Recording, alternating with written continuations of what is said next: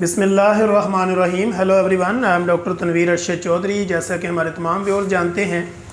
कि हमने हमेशा करंट इशू को टाइटल करने की कोशिश की है और हमारा बेसिकली हर वीलॉग बनाने का जो पर्पज़ होता है, जो विज़न होता है, वो हमारे व्यूअर्स को एजुकेट करना होता है। यानी जो भी हमारी पब्लिक होती है, जो हमारे व्यूअर्स होते हैं, उनके जनरल नॉलेज को अपडेट करना, ताकि उनको हर बीमारी के बारे में होनी चाहिए। यानी उनको पता होना चाहिए कि कोई भी जो तरीका इलाज है वो कहाँ से होता है, कैसे होता है, और उसका जो है वो उसको समझने के लिए फिर किस स्पेशलिटी में जाना पड़ता है या उसको अप्लाई करने के लिए किस स्पेशलिटी में जाना पड़ता है। तो इसलिए आज हमने ये फ़ैसला किया कि आज के दौर के अंदर जैसे कि बेशुमार ऐसे पेशेंट हमारे क्लिनिकल ट्रायल में रिपोर्ट होते हैं या हमारे क्लिनिकल ट्रायल में आते हैं या हमें मिलते हैं या डिफरेंट जगह पे जब हम कैंपिंग करते हैं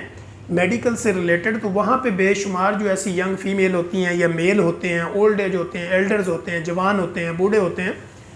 तो उनके मसाइल होते हैं, फेस से और स्किन से रिलेटेड उनके मसाइल होते हैं। तो लोग फिर हमसे पूछते हैं कि ये जो आजकल यूट्यूब के ऊपर या फेसबुक पे या सोशल मीडिया के नेटवर्क के ऊपर जो PRP का शोर मचा होता है, तो ये बेसिकली PRP क्या चीज़ है। तो आज फिर हमने ये फ़ैसला किया कि हम अपने व्यूअर्स को एजुकेट करें कि PRP जो है वो इसका पर्पज़ क्या है, इसका मकसद क्या है, PRP किसे कहते हैं, PRP क्यों करवाई जाती है, और PRP के ज़रिए कौन कौन सी बीमारियां जो है वो उनको ट्रीट किया जा सकता है, और PRP के साइड इफ़ेक्ट कितने हैं, और PRP को किस तरह जो है वो इसको PRP का प्रोसीजर क्या है, यानी कैसे जो है वो आपका ब्लड निकाल के उसमें से PRP यानी प्लेटलेट रिच प्लाज्मा जो है वो तैयार किया जाता है। फ़र्स्ट ऑफ़ ऑल अपने व्यूअर्स के नॉलेज को अपडेट रखने के लिए, उनको एजुकेट करने के लिए सबसे पहले मैं ये बताऊं कि PRP बेसिकली मुखफ़फ़ है। यानी PRP हम ये कहते हैं कि platelet rich plasma. Platelet rich plasma जो होता है ये बेसिकली आपकी बॉडी के अंदर से आपका खून लिया जाता है, उस खून को सेंट्रीफ्यूज मशीन के ज़रिए घुमाया जाता है। घुमाने के बाद आपके ब्लड के अंदर से RBC को अलग कर दिया जाता है, जिनको हम रेड ब्लड सेल कहते हैं, और प्लेटलेट जो कि थोड़ा सा पेल येलो शेड होता है उसका वो अलग कर दिया जाता है, और उसको जो हम प्लेटलेट यानी उसको हम ये कहते हैं कि PRP। यानी PRP का मतलब ये होता है कि प्लेटलेट रिच प्लाज्मा। निकालने का तरीकाकार ये होता है कि आपका ब्लड लिया और उसको सेंट्रीफ्यूज मशीन में घुमाया, और उसके बाद जो है वो उसमें से RBC को अलग कर दिया गया और बाकी मवाद को अलग कर दिया गया, और RBC के अलावा बाकी जो आपका मवाद है, जो प्लाज्मा है, RBC उसमें WBC वगैरह हैं, तो ये बेसिकली प्लेटलेट रिच प्लाज्मा है। अब जब हम इसको प्रिपेयर करते हैं मसलन किसी भी बीमारी के लिए, तो according to the situation of the patient, अगर हमने आपके फेस के लिए अप्लाई करना है तो उसकी क्वांटिटी कि ब्लड कितना लेना चाहिए, उसकी जो है वो कितना जो है वो हमें उसका PRP के लिए कितना जो है वो हमें प्लाज्मा रिक्वायर होगा, तो ये डिपेंड करता है कि आपकी बीमारी क्या है और डॉक्टर जो है वो उस बीमारी को किस तरह ट्रीट करना चाह रहा है, और वो कितनी जो है वो उसको क्वांटिटी चाहिए, मसलन कितने ml आपका ब्लड चाहिए, फिर उसमें से वो कितना जो है वो प्लाज्मा निकालेगा। तो डिपेंड करता है कि आपकी PRP जो है वो उसका क्राइटेरिया क्या है, यानी PRP आपकी किस लिए की जा रही है। यानी PRP अगर एक तो PRP ये है कि आपका हेयर ट्रांसप्लांट हुआ और वहाँ पे PRP की, तो वो फिर आपकी जगह के हिसाब से डॉक्टर डिसाइड करता है कि कितने ml आपका ब्लड निकालना है, और उसमें से फिर जो है वो कितने ml जो है वो हमने PRP के लिए यानी प्लेटलेट रिच प्लाज्मा तैयार करना है। इसी तरह अगर आपके स्किन का इशू है, यानी डार्क सर्कल हैं, इसी तरह स्कैर्प हैं, या आपके एक्नी है, या इस तरह आपके गड्ढे बने हुए हैं स्किन के अंदर, या आपकी स्किन जो है वो डैमेज हुई है, यानी आपके फेस के ऊपर जो है वो काफ़ी तरह के मसाइल हैं, तो वो भी फिर डॉक्टर डिसाइड करेगा कि आपके फेस की जो मेजरमेंट है उसके हिसाब से उसको कितना ml ब्लड लेना है, फिर उसमें से कितनी जो है वो प्लेटलेट रिच प्लाज्मा निकालना है, और फिर उसको किस तरह इंजेक्ट करना है। तो ये सारी बातें हैं, लेकिन सबसे पहले तो हमने आपको ये बताया कि PRP होती क्या है। यानी PRP आपके अपने ब्लड में आपका अपना ब्लड लेके उसमें से RBC को अलग करके प्लेटलेट रिच प्लाज्मा अलग कर लिया जाए, इसको PRP कहते हैं। अब इसके जो है वो कौन कौन सी बीमारियों पे इसका यूज़ किया जा सकता है। तो फर्स्ट ऑफ़ ऑल हम ये समझते हैं कि एलोपेशिया यानी आपका जो गंजापन है, हेयर आपके जो रिमूव होते हैं, या आपकी हेयर ट्रांसप्लांट में इसका बहुत बड़ा रोल होता है। इसी तरह इसका जो है वो आर्थोपेडिक में भी रोल होता है। यानी आर्थोपेडिक में अगर कोई बहुत ज़्यादा आपके जॉइंट में मसला है, जैसे शोल्डर फ्रोजन है या कोई भी नी जॉइंट में कोई ऐसा कंटिन्यूसली पेन है या वहाँ पे ये फील होता है कि यहाँ पे जो है ना वो पीआरपी करनी चाहिए या स्टीरॉयड इंजेक्शन लगने चाहिए, तो ऐसी सूरत हाल में आपका जो आर्थोपेडिक सर्जन होता है वो डिसाइड करता है कि इसमें पीआरपी जो है वो सक्सेसफुल रह सकती है या नहीं रह सकती। तो ऐसी सूरत हाल में भी वही देखेगा आपकी कंडीशन के मुताबिक जो है वो कितना ब्लड लेना है और उसमें से जो है वो आपका प्लेटलेट रिच प्लाज्मा कितना निकालना है और किस तरह उसको अप्लाई करना है आपकी बॉडी के ऊपर। तो हम ये बात करते हैं कि बेसिकली ये पीआरपी करवाने की ज़रूरत क्यों पेश आती है, जो कि एक आम आदमी के जहन में ये सवाल आता है कि पीआरपी करवाने की मुझे ज़रूरत क्यों पेश आती है। मसलन अगर आपके फेस के ऊपर जो है स्कैर्स हैं, यानी आपके गुगड़े बने हुए हैं या वहाँ पे निशानात बने हुए हैं, या एक्नी है, और एक्नी जब आपका यानी कोई भी कील मुहासा आपके चेहरे पे बनता है, फिर जब आप उसको दबा के पीप वगैरह निकाल देते हैं तो वहाँ पे जो निशान रह जाता है वो अगर उसकी फीलिंग नहीं होती। लेकिन बहुत सारी आपने फीमेल्स ऐसी भी देखी होंगी जिनके हार्मोनल इफेक्ट होते हैं और उसके बाद उनकी जो चेहरे की हालत बिगड़ जाती है। तो ऐसी सूरत हाल में उनकी चूँकि वो वाला जो एरिया होता है वहाँ पे हीलिंग जो होती है,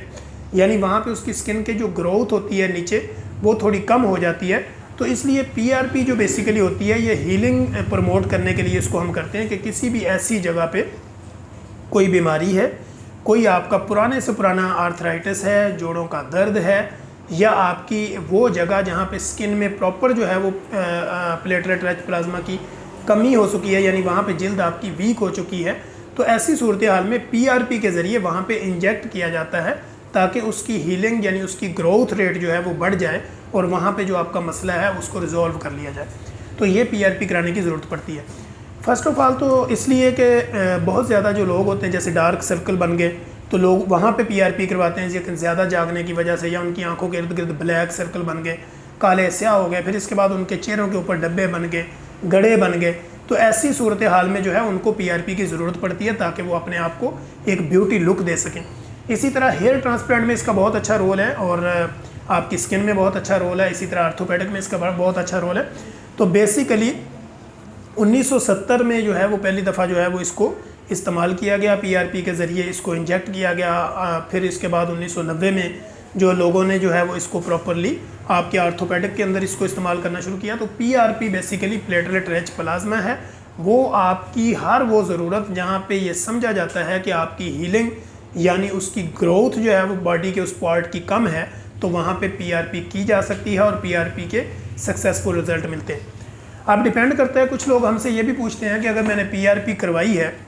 तो मुझे जब पीआरपी मैंने करवाई है तो इसका रिज़ल्ट कब तक मिलेगा। तो पीआरपी जब आप करवाते हैं तो इसका रिज़ल्ट अमूमी 3 से 6 महीने यानी कंटिन्यूसली आप इसके प्रोसेस लेते हैं डॉक्टर्स के मुताबिक कि वो आपको पर मंथ बुलाता है, 15 डेज़ के बाद इंजेक्ट करता है या 1 मंथ के बाद इंजेक्ट करता है। तो वो डिपेंड करता है कि आपकी सूरत हाल और आपकी बीमारी की शिद्दत क्या है और डॉक्टर वहाँ पे क्या समझ रहा है कि उसको कितनी यहाँ पे ज़रूरत है, तो वो डॉक्टर पे डिपेंड करता है। बेसिकली हमारा इस वीलॉग बनाने का मकसद सिर्फ आप लोगों को ये समझाना कि पीआरपी का कोई साइड इफ़ेक्ट नहीं है। पीआरपी आपका अपना ब्लड लिया जाता है, उसमें से आरबीसी को अलग कर दिया जाता है, बाकी जो ब्लड बचता है उसको प्लेटलेट रिच प्लाज्मा कहते हैं। लेकिन अगर आपकी स्किन के ऊपर उसको यूज़ करना है तो उसके भी आगे मल्टीपल प्रोसीजर्स हैं, जैसे कि एक दफ़ा हमने उसको सेंट्रीफ्यूज किया, आरबीसी अलग कर दिए, बाकी जो आपका हिस्सा बचा फिर उसको दोबारा से सेंट्रीफ्यूज किया, तो उसको एक अच्छे अंदाज में जो है वो आपकी जो पीआरपी है उसको प्रिपेयर कर लिया, फिर उसको इंजेक्ट करना है या आपको वैसे अप्लाई करना है। मसलन अगर चेहरे के ऊपर कर रहे हैं तो सम कंडीशन में हम ऐसा करते हैं कि आपकी जो है वो प्लेटलेट रिच प्लाज्मा तैयार कर लिया जाता है, उसको जो है ना डिफरेंट डिवाइसेस भी मिलती हैं, उसके ज़रिए भी आपके फेस पे लगाया जाता है, वरना आपके अपनी फिंगर और हाथ के ज़रिए भी आप अपने पूरे चेहरे पे उसको अप्लाई कर सकते हैं। और इसी तरह अगर ये डॉक्टर आपका स्किन स्पेशलिस्ट या जो भी आपको ट्रीट कर रहे हैं, अगर वो ये समझते हैं कि यहाँ पे जो है वो बाहर से अप्लाई करना इतना मुनासिब नहीं है, तो फिर वो उसको इंजेक्ट करते हैं। इंजेक्ट करने के लिए इंसुलिन जो सिरिंज होती है इंसुलिन लगाने वाली, उसको इस्तेमाल किया जाता है। वो आपके डार्क सर्कल के इर्द गिर्द हो या वो आपका जो स्कैर्स बने हों या स्कार्स जो बने होते हैं वहाँ पे उनके स्टार्टिंग पॉइंट के ऊपर जो है वो वहाँ पे उसको इंजेक्ट किया जाता है। और इस प्रोसेस के अंदर कम अज़ कम जो है वो 1-1.5 घंटे से 2 घंटे का प्रोसीजर्स होता है अगर आपको इंजेक्ट करना पड़े। अगर वैसे आपकी बॉडी पे अप्लाई करना है, आपके फेस पे अप्लाई करना है पीआरपी बना के, तो उसमें आपको 45 to 60 मिनट्स लग सकते हैं। लेकिन अगर आपको इंजेक्ट करना है फेस के ऊपर, वो पूरा आपका फॉरहेड है, इसी तरह आपके डार्क सर्कल है, फिर इसी तरह आपके जो स्कार्स बने हुए हैं या आपके एक्नी के जो निशानात हैं, तो उनमें अगर प्रॉपर इंजेक्ट करना है तो इसमें कम से कम आपको 2 घंटे का टाइम चाहिए होता है। इसी 2 घंटे के अंदर जो है वो आपको जो करीम क्लिनिकल ट्रायल में लगाई जाती है और उसके बाद जो है वो आपकी PRP को प्रिपेयर किया जाता है। तो इस 2 घंटे के अंदर आपका एक प्रोसीजर मुकम्मल हो जाता है। अब वो डिपेंड ये करता है कि डॉक्टर कितने आपके सेशन लेना चाह रहा है, 5, 6, 7, तो डिपेंड करता है। जैसे जैसे आपको लगता जाएगा बेहतरी आना शुरू हो जाएगी, लेकिन प्रॉपर जो रिज़ल्ट है उसके लिए आपको 3 से 6 माह लगते हैं ताकि प्रॉपर आपका मसला हल हो जाता है। लेकिन एक ये सवाल भी लोग करते हैं कि अगर PRP करवा ली तो क्या दोबारा भी डार्क सर्कल बन जाएंगे, या दोबारा भी जो है वो आपके स्कार्स बनेंगे, या दोबारा भी आपके एक्ने के निशान बनेंगे? तो जी हाँ, बिल्कुल बनेंगे, क्योंकि आपने एक दफ़ा PRP करवा के आपने अपनी हीलिंग रेट को बढ़ा लिया, अपनी ग्रोथ रेट को थोड़ा बढ़ा लिया, अपनी स्किन को थोड़ा डेवलप कर लिया। लेकिन अगर फिर भी आपने अपना लाइफस्टाइल ना बदला, अपनी डाइट हैबिट्स को चेंज ना किया, अपनी हाइजीन का ख्याल ना रखा, या आपकी ब्लड सर्कुलेशन बेहतर ना हुई, या आपने इंसुलिन रेजिस्टेंस का लेवल कम ना किया, तो ये दोबारा से फिर आपको हो सकता है। तो बेसिकली स्किन की कोई भी बीमारी है वो कंटिन्यूसली केयरिंग का नाम है। जब तक आप अपनी केयर करते रहते हैं आपकी स्किन क्लियर रहती है। जब आप अपनी केयर छोड़ देते हैं तो वो फिर वहीं पे आ जाती है। इसलिए स्किन जो है वो आपकी बॉडी का एक लार्जेस्ट पार्ट है, सबसे बड़ा स्किन जो है वो आपकी बॉडी का एक हिस्सा है, और उसकी सफाई भी उतनी ही ज़रूरी है, उसकी देखभाल भी उतनी ही ज़रूरी है। जैसे कि मौसम बदले तो मॉइस्चराइजिंग लोशन की भी आपको ज़रूरत पड़ती है, सम कंडीशन में आपको सन ब्लॉक भी लगाने पड़ते हैं। तो स्किन का जो है वो ख्याल रखना, जितना आप ज़्यादा ख्याल रखेंगे उतनी आपकी स्किन जो है वो ग्लो करेगी। अब एक सवाल लोग और हमसे करते हैं कि जी अगर PRP ना करवाई जाए, ग्लूटाथायोन के इंजेक्शन लगा लिए जाएँ या ग्लूटाथायोन की कुछ क्रीमें यूज़ कर ली जाएँ, तो क्या वो भी वो बेहतर रिजल्ट दे सकती हैं? तो नहीं दे सकती। तो ऐसी सूरत हाल में हम उनको ये बताते हैं कि डिपेंड करता है according to the situation of the patient. जब पेशेंट आपके क्लिनिकल ट्रायल में होता है तो पेशेंट टू पेशेंट वेरी करता है कि कौन सा पेशेंट ऐसा है जिसको PRP की ज़रूरत है, कौन सा पेशेंट ऐसा है जिसको हम ग्लूटाथायोन वगैरह भी दे सकते हैं या उसको उसके कलर को फेयर कर सकते हैं। लेकिन ग्लूटाथायोन भी अगर आप लगाते हैं, इंजेक्टेबल हो, क्रीम हो, सोप हो, टैबलेट फॉर्म हो, ये सारी की सारी जो है वो मेंटेनेंस डोज होती हैं। जब भी आप छोड़ते हैं तो आप वहीं पे आ जाते हैं, लिहाजा इसको आपको कंटिन्यूसली जारी रखना पड़ता है। तो लिहाजा अगर आप अपनी बॉडी में पानी की कमी को पूरा रखते हैं, डिहाइड्रेशन नहीं होने देते, और इसी तरह अपनी खुराक में बैलेंस डाइट लेते हैं, फ्रूट्स का इस्तेमाल करते हैं, इसी तरह फ्रेश फ्रूट, फ्रेश वेजिटेबल्स रहते हैं और खाना ऑन द टाइम खाते हैं, तो ऐसी सूरत हाल में आपकी स्किन जो है वो प्रॉपर ठीक रहती है। तो आज का हमारा जो टॉपिक था वो PRP आपको समझाना था कि आपका अपना ब्लड लेके उसको जब सेंट्रीफ्यूज मशीन के साथ RBC को अलग कर दिया जाए तो इसको PRP कहते हैं। इस PRP का जो निकलती है उसको आप इंजेक्ट भी कर सकते हैं एलोपेशिया में, यानी आपके हेयर ट्रांसप्लांट में, गंजापन में, इस तरह जो आपके जॉइंट का मसला है या क्रोनिक डिजीज़ है, या इसी तरह आपके स्किन के जो मसाइल हैं, तो इन सारी जगह पे PRP की जा सकती है। और PRP का सक्सेसफुल रेट है, अगर PRP अच्छे अंदाज में की जाए, पूरे उसके सेशन दिए जाएं और प्रॉपर उसका ट्रीटमेंट किया जाए, तो PRP जो है वो एक बेस्ट प्रोसीजर और एक बेस्ट तरीका इलाज है।